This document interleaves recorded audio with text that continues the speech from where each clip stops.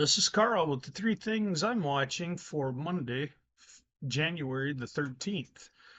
Starting out, follow up to the WASD report from last week. Really, a lot of the numbers, the biggest price rally came in, soybean carryout, the big cut on ending stocks market.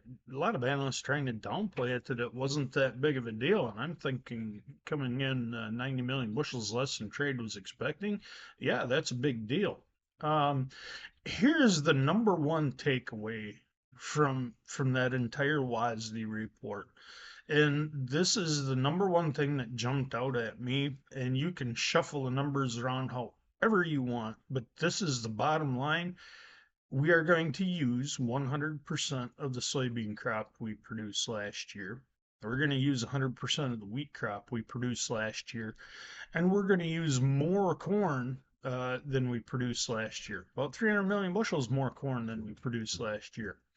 Bottom line is, we have a production loss at all next year, and this demand doesn't change, and this market is going to get very, very interesting. It's a year from now.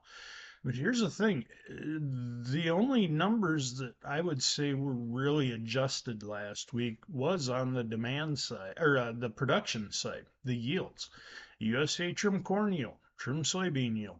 Um, Going forward, we will have those numbers are set now. It's demand from here on out. And our demand might slow, but even on corn, we're 9 million metric tons ahead of where we were last year on our sales right now. That's 40 million bushels, 400 million bushels, give or take. That's nothing to sneeze at. So our demand is a little bit underestimated in this market right now. Add to that one thing that did temper the reaction to the demand side last week. Wheat export sales all fell to marketing year lows. Really didn't get much of a reaction being that poor due to the fact these were for January 2nd. So next week we expect these numbers to come back. We've seen a lot more trade activity here in the last few weeks. Quiet news, especially post New Year. A lot of feed demand going on. So I expect that to come up.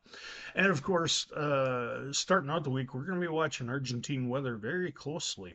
Rains that were forecast for the end of this week or so, an inch, maybe 2 inches of rain is what current models show. Not a drought buster by any means.